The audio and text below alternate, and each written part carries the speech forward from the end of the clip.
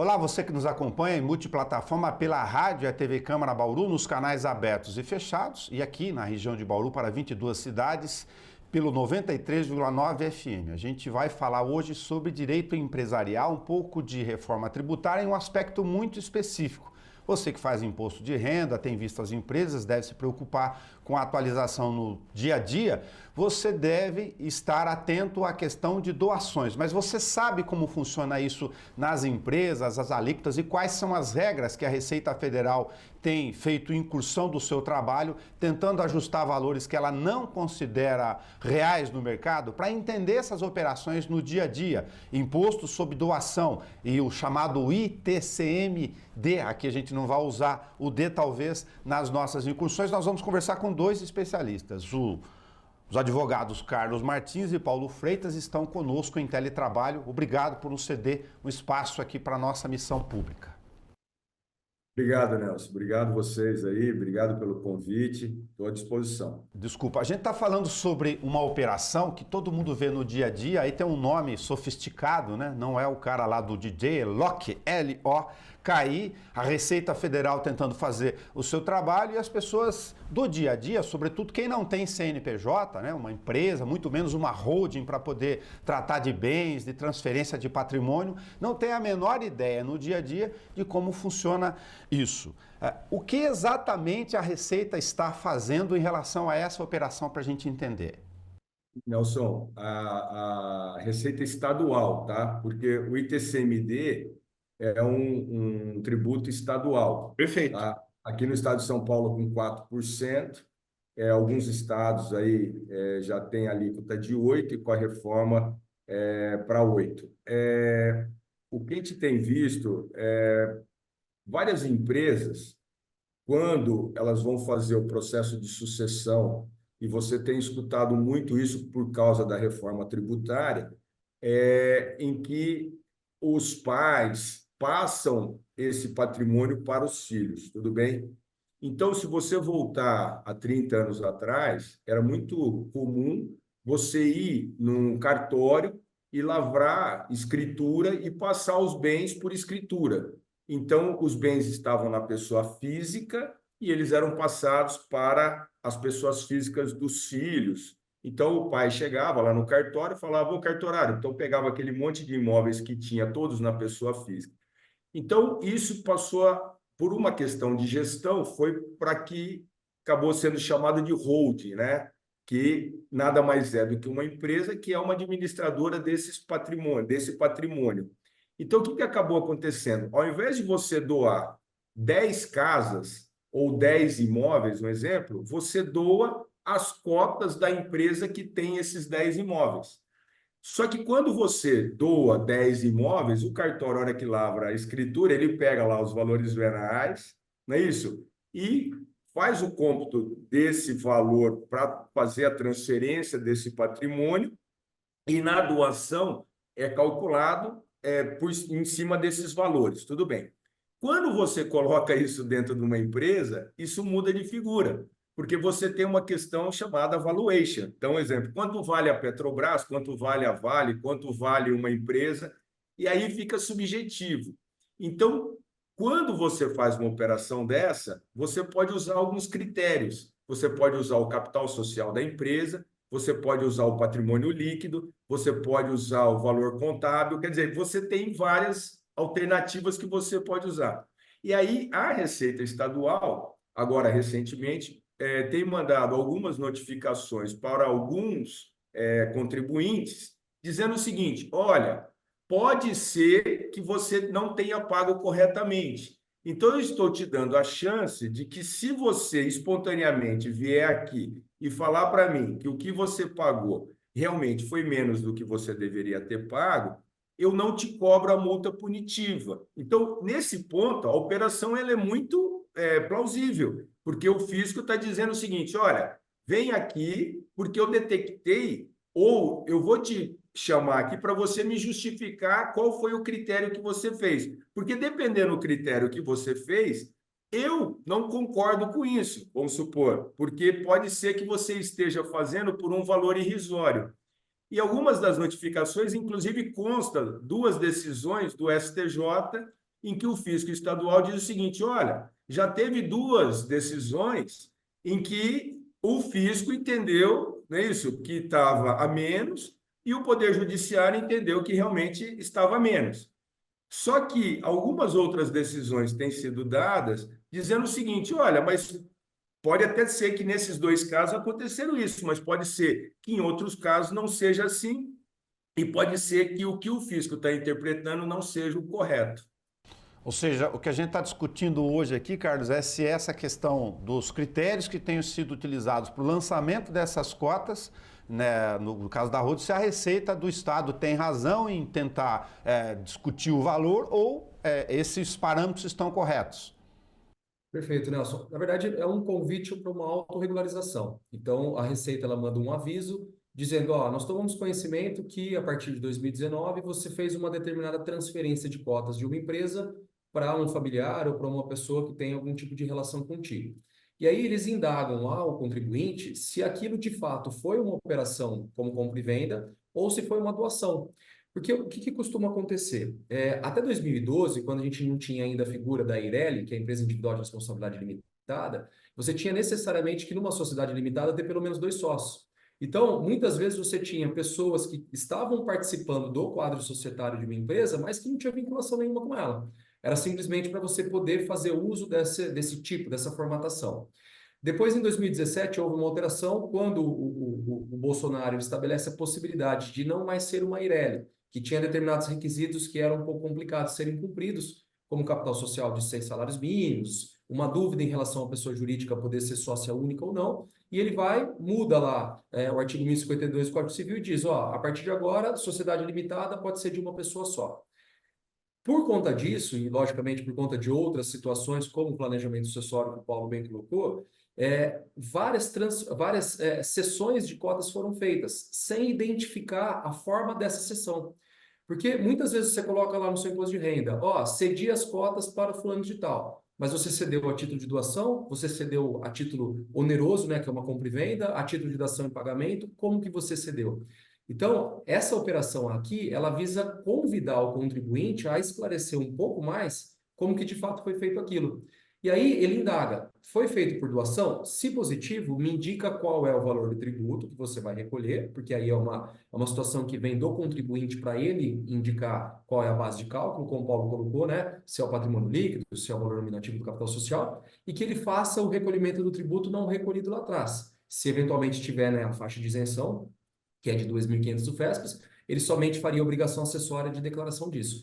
Então, essa fase inicial é esse convite à autorregularização. Em um momento posterior, aí a Fazenda ela vai poder solicitar que haja a entrega de documentos que comprovem daí, se não for por doação, qual é a forma de cessão que você fez. Legal. Quer dizer, só para enfatizar, neste momento a Receita Estadual quer esclarecer o tipo que está lá dentro no coisa e depois entrar com um pormenor, um detalhamento sobre o valor em si a ser discutido. Para as pessoas físicas que estão nos ouvindo, aproveitar aqui, as pessoas falam: opa, peraí, CNPJ, Eireli, holding não é comigo, só tenho aqui minha doaçãozinha, mas a minha tia me deu um imóvel, eu tinha um pouco do dinheiro, eu estou passando 30 mil reais por mês lá para matar do ponto de vista fiscal. Isso é doação até 2.500 do FESP, lá por volta de 80 mil reais, não mexe nisso por enquanto. Por enquanto, não. O que eu queria deixar claro é o seguinte: nesse planejamento sucessório, você pode fazer de duas maneiras, e as duas são, no meu ponto de vista, lícito. Por quê? Uma coisa é você planejar, tudo bem? Elisão, a diferença de evasão. Evasão é crime, tudo Ok. bem? Então, você faz com propósito de sonegar, de não pagar. Isso tem uma conotação diferente. Vai poder cair lá na 8.137/90 e tudo mais. Então, aqui, o que você pode fazer é planejar a sua sucessão. Isso não tem problema nenhum. Tanto que governança corporativa, as empresas fazem isso. E você fazer isso da forma regular não teria problema nenhum, que é o que muitos têm recomendado. Tudo bem? E aí, o que acontece? Eu posso fazer isso que o Carlos falou. Eu posso fazer por uma venda. Então, eu, Paulo, não é isso? Casado, chamo meus filhos e falo para eles: olha, eu não vou doar para vocês, eu vou vender para vocês. Então, eu vou pegar o meu imóvel e vou vender para vocês, sem problema nenhum. Nesse caso, não vai ter imposto de doação, porque eu não doei, eu vendi. O que Perfeito. o pessoal costuma falar que acontece, pode acontecer, é uma simulação nesse ato. Ou seja, não teve propósito negocial, eu não vendi realmente, eu só criei um mecanismo para eu não pagar esse tributo que é o ITCMD. Então, agora, se o meu filho tem caixa, se o meu filho tem como comprar, então o que o pessoal às vezes pode fazer numa empresa? Ele vende a valor futuro e com o próprio resultado da empresa, a empresa paga os pais, tudo bem? E o filho passa e compra, e com essa compra ele deixa de pagar o tributo, tudo bem? Teria algum problema nisso? Me parece que não. O pai vendeu, ele pode vender, e eu não poderia tolir isso de um pai vender para o filho a valor, por quê? Porque eu estou tratando de renda variável. Pode ser que essa empresa que eu vendi hoje está valendo 10 moedas, pode ser que amanhã o negócio foi mal e ele está valendo 0 moeda. E se tivesse valendo 0 moeda quando o pai morrer, não teria ITCMD, porque 0 moeda não tem ITCMD. E lembrando que o ITCMD, quem paga o ITCMD é o donatário, não é o doador. Entendeu? Quem paga o tributo é quem recebe. Por isso que o donatário, se for doação, ele tem que aceitar a doação. Porque o filho pode falar: pai, eu não quero nada de você. E se ele falar: eu não quero nada de você, ele não tem que pagar nada, que é o que a gente chama a renúncia. Quando eu abro o inventário, o herdeiro pode falar: eu não quero a herança, ponto. E ele tem duas: tem a renúncia e tem a renúncia translativa. Mas vamos lá. Ele pode renunciar. Então, se ele renuncia, ele não recebe, mas ele não paga também. Então, vamos voltar. Se eu faço como compra e venda, eu posso ter um efeito colateral. Qual é o efeito colateral? Se eu comprei e eu sou casado, qual é o meu regime de casamento? Dependendo do meu regime de casamento, a minha mulher comprou junto comigo. Então, se eu comprei de mentirinha e o meu pai me vendeu de mentirinha, e o meu regime de casamento é o da comunhão parcial, a minha mulher comprou metade junto comigo. Se depois ela separar de mim, eu vou ter um problema. Então, tem que tomar cuidado que eu posso fazer como compra, mas eu tenho um efeito de compra e venda. Quando eu faço como doação, o doador ele pode restringir e colocar algumas cláusulas. Então, ele pode falar assim: eu estou doando para você com cláusula de incomunicabilidade, não vai comunicar com a sua esposa, ou com o seu marido, com o genro. Impenhorabilidade, se alguém quiser pegar essas cotas, não pode pegar. Inalienabilidade, você só vai poder vender depois que eu morrer. E uma que é que a gente brinca, fala que o pai e a mãe nunca quer usar, né? Que é a reversibilidade. Se o pai ou a mãe falecer antes do que o filho, aquela cota volta para os pais. Por quê? Porque se o filho ou a filha for casado, dependendo do regime de casamento, o marido ou a mulher é herdeiro junto com os filhos. E aí, se dá a reversibilidade, essa cota volta para os pais, não vai para a nora ou não vai para o genro, e o sogro ou a sogra pode passar direto para os netos. Tudo bem? Então, tem algumas características que é isso. Agora, o que nós voltando na pergunta que você fez, nessa questão da cobrança, é que qual é o critério e se o fisco poderia colocar esse critério que ele acha que é o correto. O fisco está dizendo o seguinte: na minha concepção, mesmo que o capital social seja de 10 mil reais e o patrimônio líquido da empresa é 1 milhão, você tem que pagar o tributo da doação em cima do patrimônio líquido e não em cima do valor do capital social. Aí, Carlos, tem uma questão da compreensão e as pessoas devem estar se perguntando aqui para fazer o papel de mediação como leigo. A Receita pode entrar até nesse mérito? Tudo bem, ela está no papel dela de fisco, mas de uma coisa é eu te chamar e falar: olha, vem aqui regularizar, tem um lado positivo nisso para não ficar demonizando desnecessariamente assuntos importantes como esse. A outra é: não, mas você não pode fazer assim, você está fazendo um valor equivocado, você fingiu que você fez compra aí, não tem lastro para fazer essa operação. Até que ponto a Receita Federal pode arbitrar esse tipo de situação? Nelson, ela pode e deve, né? E aí tem um ponto bastante importante que é o seguinte: quando você faz esse planejamento e você analisa quais são as formas de transferência desse seu capital, existem outros impostos que podem vir a incidir. Então, como por exemplo, se você vai fazer via compra e venda e você tiver um ganho de capital, você vai pagar um imposto daí federal em relação a essa transação. O que muitas vezes acontece? Você acaba fazendo por equivalência patrimonial. Eu vou vender para os meus filhos um determinado, né, montante de cotas lá. Vou pegar o valor do capital social, não vou ficar mais rico, não pago ganho de capital e aí transfiro para ele sem tributar e sem ter qualquer tipo de contribuição para o fisco, seja ele estadual ou seja ele federal. Então, nesses casos, o que tem acontecido? Tem chamado a atenção da Receita o número de transferências feitas dessa maneira.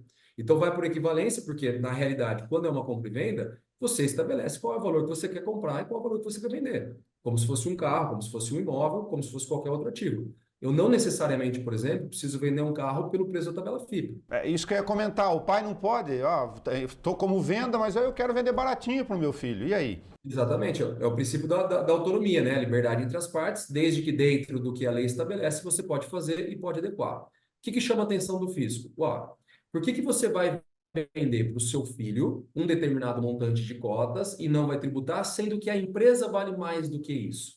Então, nesse caso aqui da Operação Lock, eles têm batido exatamente nesse ponto. Essa compra e venda, ou essa suposta compra e venda que você está fazendo, talvez esteja sendo feito como simulação, o que eventualmente traria, né, uma mácula no negócio jurídico, a ponto, inclusive, de torná-lo nulo. Então, a Receita Estadual vem perguntar para você, o que você está fazendo é, de fato, alguma coisa que não seja doação? Porque, se for doação, aproveita e regulariza agora com um valor mais baixo. Caso não seja, você vai ter, numa próxima etapa dessa própria operação, a possibilidade de me trazer a documentação. E aí, eu, Receita, vou analisar se eu concordo com isso ou não. E se eu concordar, tem um ponto importante. Eu posso concordar com o que você está declarando em termos de doação, mas talvez não com o imposto recolhido, que aí entra o que o Paulo estava mencionando. A Receita Estadual, ela tem como entendimento que o valor da doação das cotas, ela deve ser pautado no valor do patrimônio líquido dessas cotas, que é diferente, muitas vezes, do valor que você coloca lá no contrato social.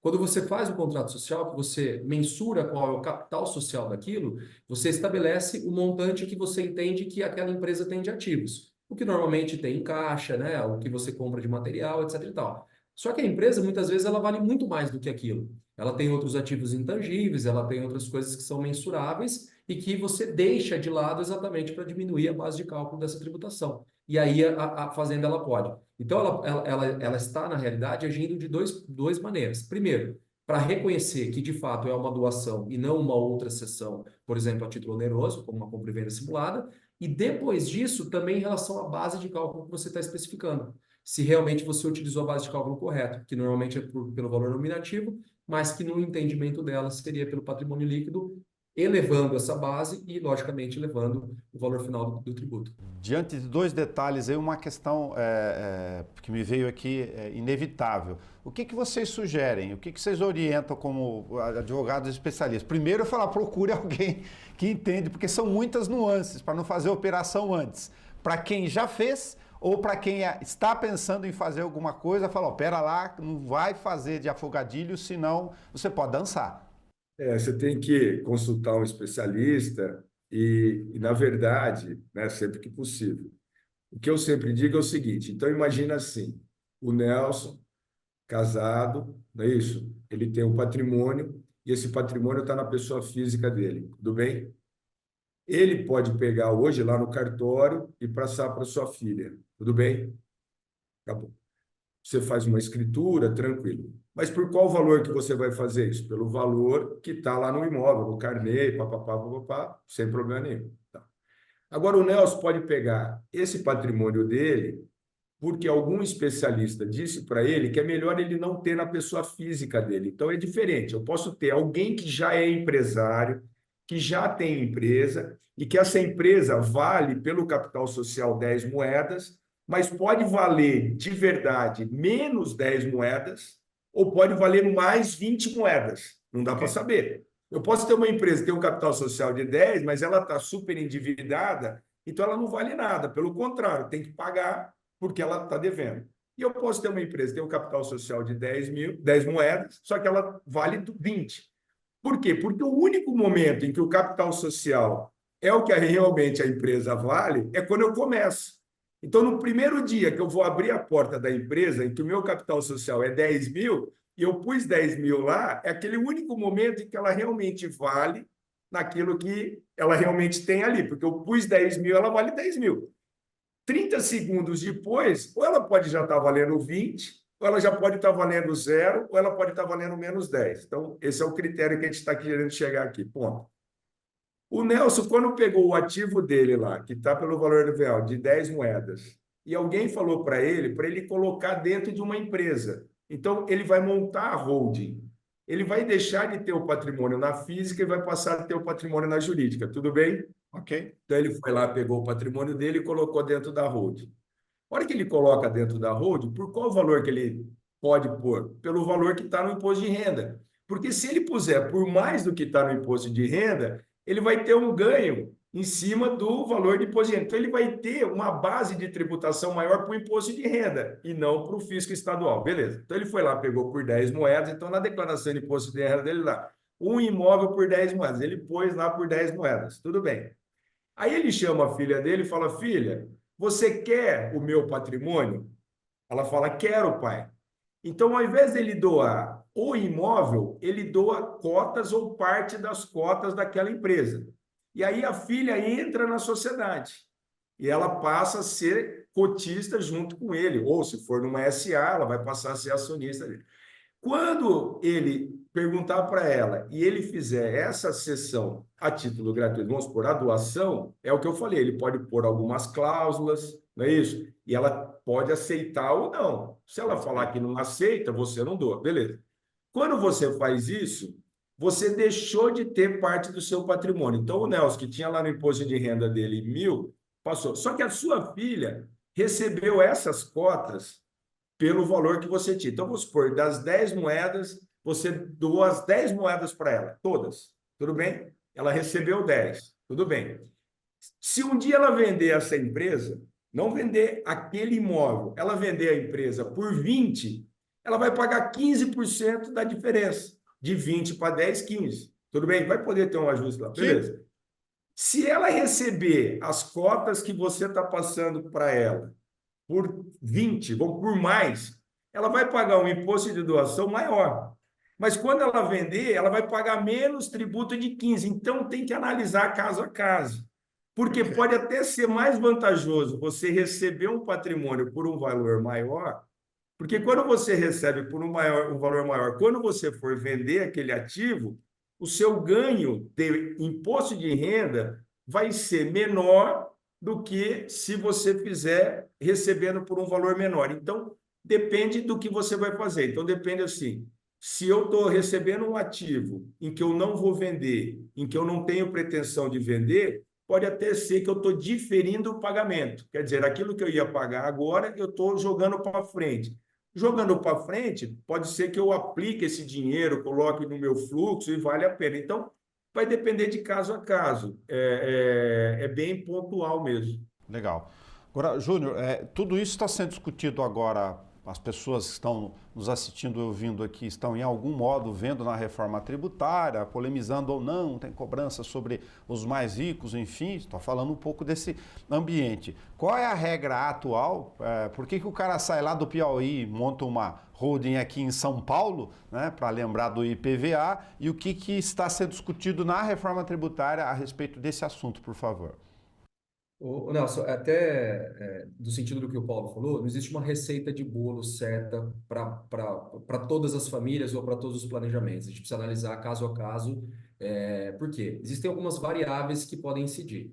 Por exemplo, o regime de comunhão do casamento das duas pessoas, né, do pai e da mãe que querem doar para os filhos, o que eventualmente ele queira fazer em vida ou em morte. Tem muitas vezes que a pessoa faz um planejamento sucessório e deixa tudo em testamento, para que depois ela possa, eventualmente, ter o recolhimento do tributo depois do falecimento dela. O que tem chamado a atenção? É que existe uma movimentação muito grande em relação à possibilidade da majoração da alíquota do ITCMD.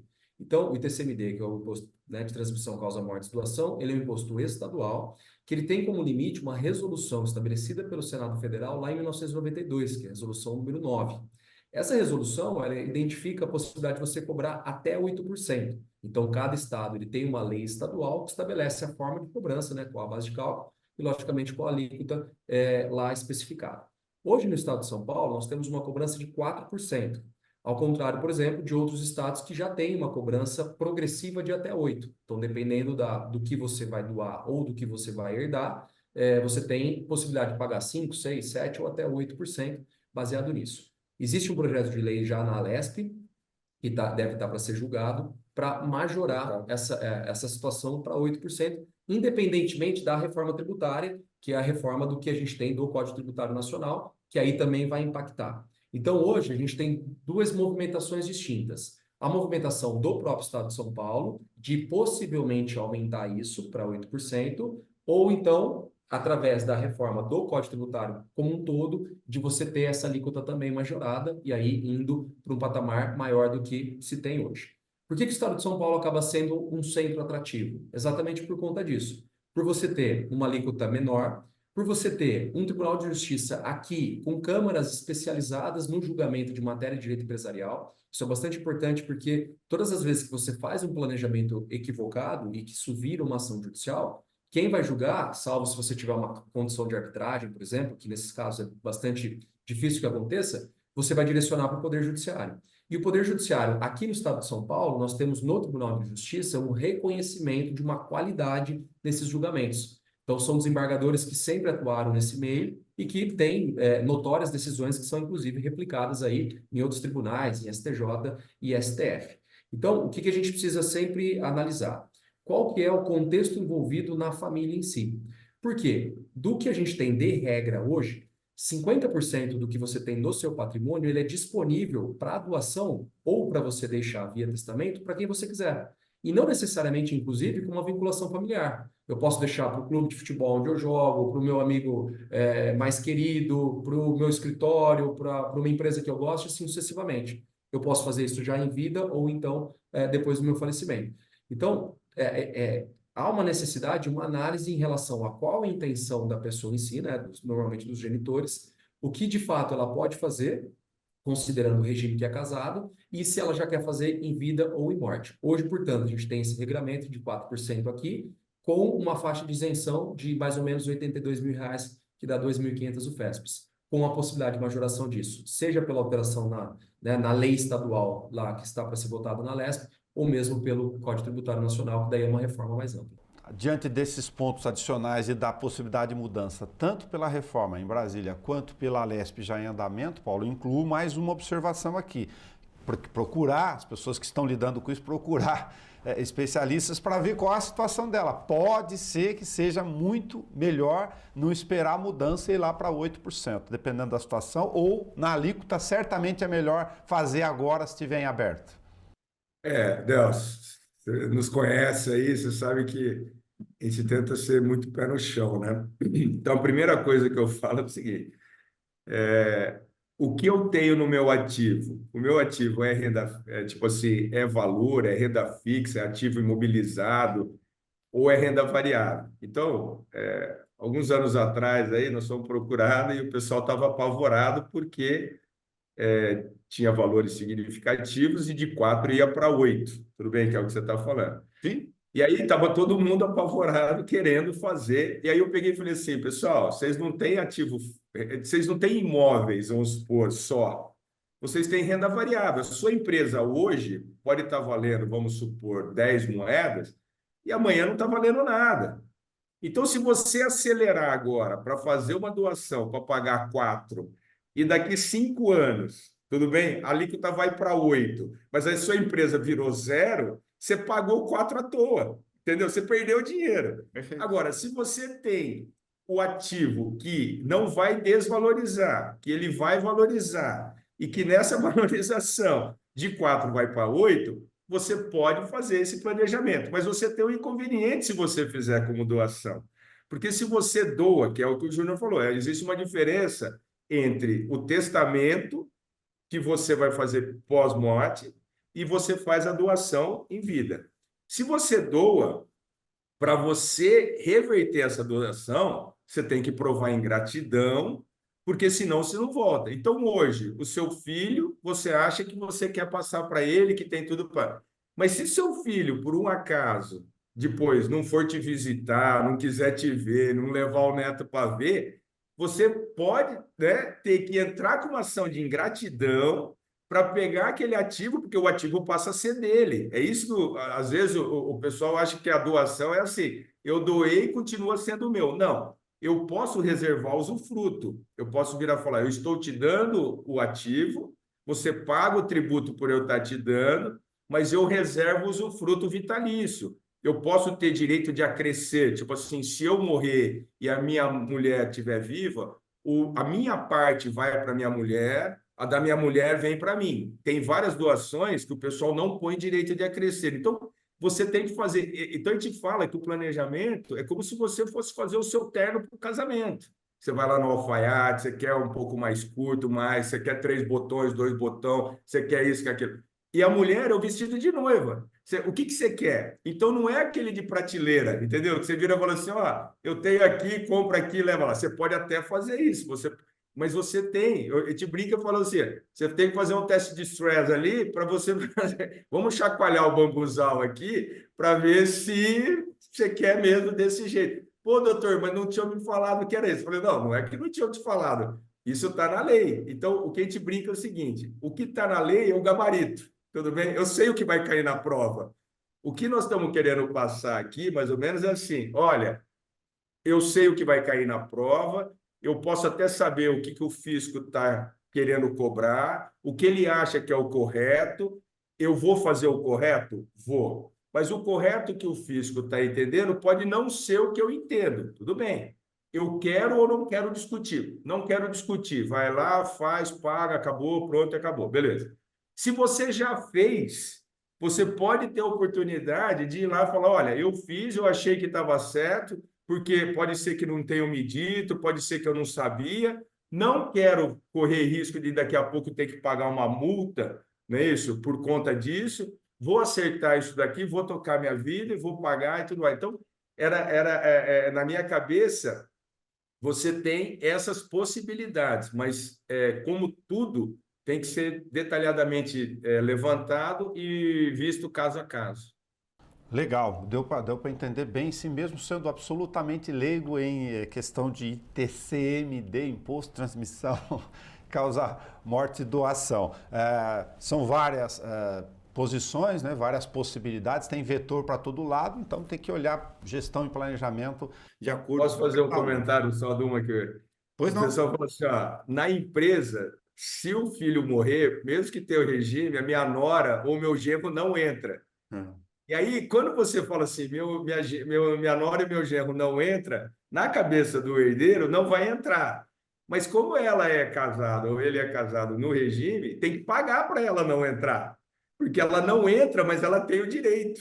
Então, só Carlos, para fazer um comentário, tipo sim. assim, casou na separação total de bens. Essa viúva do filho ou o viúvo da filha, ele é herdeiro, tudo bem? Se eu colocar uma cláusula que ela não entra na empresa, mas ela teria o direito, a empresa tem que pagar.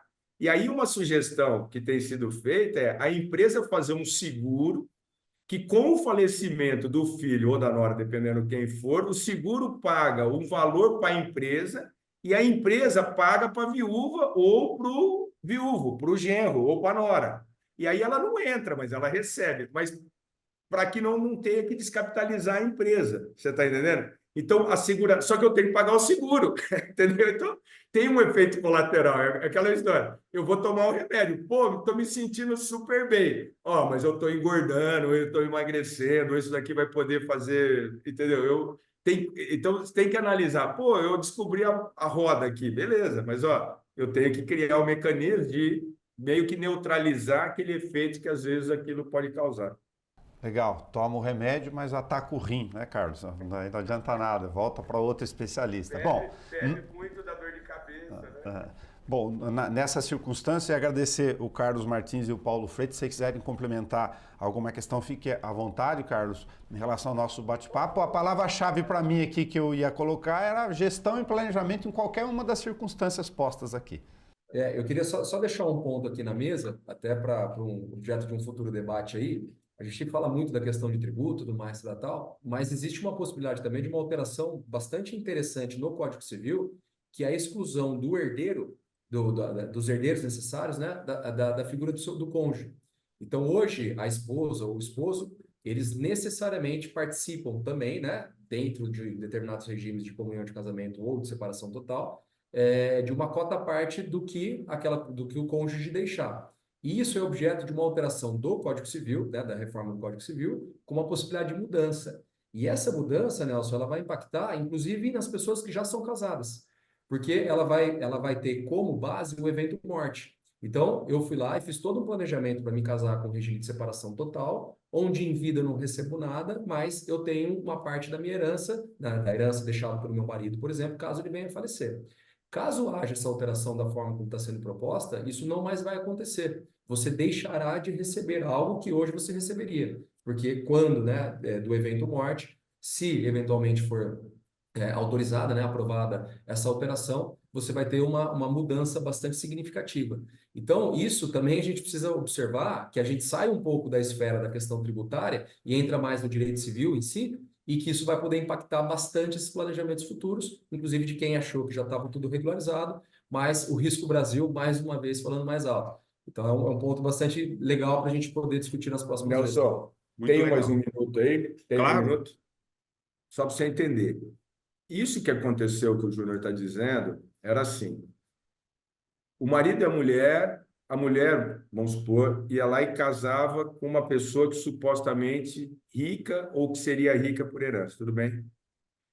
E aí, essa mulher vivia, ou o homem, né? Mas 50 anos junto com essa pessoa, e quando essa pessoa morria, todo aquele valor ia para os filhos e ela não tinha nada. Então, o Código Civil, em 2002, ele vem para ajustar isso. Ele falou, olha, não seria coerente alguém que casou com a separação de bens e que ficou casada, vamos supor, 50 anos, quando morrer não ter direito a nada. Então, essa viúva, ela vai concorrer com os filhos, não é isso? E na herança. Então, um exemplo, eu tenho lá esse rico que casou com a separação total, que tem 2 filhos. Então, a mulher vai ter 1/3. Ela vai ficar com 1/3, um filho com 1/3 e o outro com 1/3.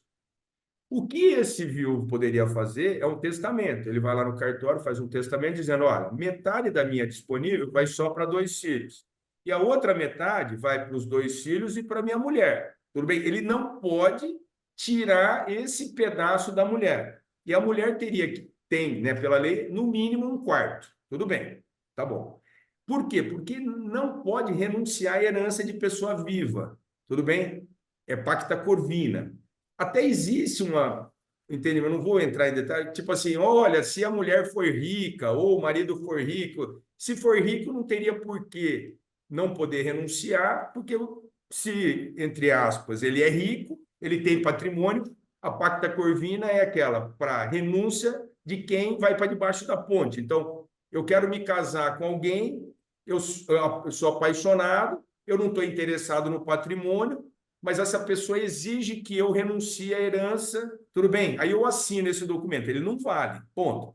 Mas por que poderia valer? Porque eu sou milionária, eu sou muito mais rica do que ele, eu quero me casar com ele e ele exigiu que eu assine isso. Então, eu não vou entrar nessa discussão, mas, juridicamente, no Brasil, eu não posso renunciar herança de pessoa viva, ponto. Então, o que nós estamos querendo passar? O Código Civil faz essa alteração para proteger essa viúva e para proteger esse viúvo, que ficou casado na separação total e quando o cônjuge morre, ele ia ficar sem nada. O que o Júnior acabou de passar é o seguinte, o legislador está querendo voltar ao que era antes de 2002. Você está entendendo ou não? Então, hoje, dependendo se isso acontecer, alguém que se casou com uma pessoa rica, tudo bem? Não guardou dinheiro. Ele não guardou dinheiro. Por quê? Indiretamente, quando aquela pessoa morrer, e se ela morrer primeiro do que ele vai ter um patrimônio, concorda? Porque ele vai ser herdeiro junto com os filhos. Se mudar e ele não guardou dinheiro, é capaz dele não ter nada. Por quê? Porque ele vai deixar de ser herdeiro por conta dessa mudança legislativa. Tudo bem? Bom, com essa sugestão do Júnior, a gente convida vocês no Espaço Aberto a conversar no outro capítulo sobre viúvas e vou incluir aqui contrato pré-nupcial, desses que tem muita bolada no dia a dia para entender as duas pontas. O Júnior escreveu um artigo recentemente sobre isso. Muito legal. Muito obrigado a vocês por ter dito conosco aqui. Eu ia dizer do final disso aqui com muito bom humor, né, de levar a informação pública. Olha, leve um especialista e, dependendo da situação da família, tire os copos da sala e levem 2 caras para fazer contenção. Se for, almoce com colher, não com garfo e faca, né? Mas é isso. Muito obrigado. São muitas nuances, né? E só especialistas como vocês para conversar conosco e nos ajudar aqui a entender o direito palatável da vida. Olha, gestão, planejamento, doação, compra de cotas ou não, procure um especialista. Não vai se meter a fazer de sua cabeça que você pode se lascar. Seria isso. Muito obrigado. Até o nosso próximo encontro. Se você pegou esse programa no meio do caminho, não fique aflito. Você pode ter todos os espaços abertos aqui da Rádio TV Câmara disponíveis como documento público para você assistir a hora que você quiser. Se você ficou com dúvida lá na questão da exclusão de herdeiros, você vai só nesse ponto. Se você ficou com dúvida lá sobre as holdings, você faz agora, se você corre na receita, acerta, vai depois, você revisa antes de você entender esse assunto, porque é um documento para você assistir a hora que você quiser. Até!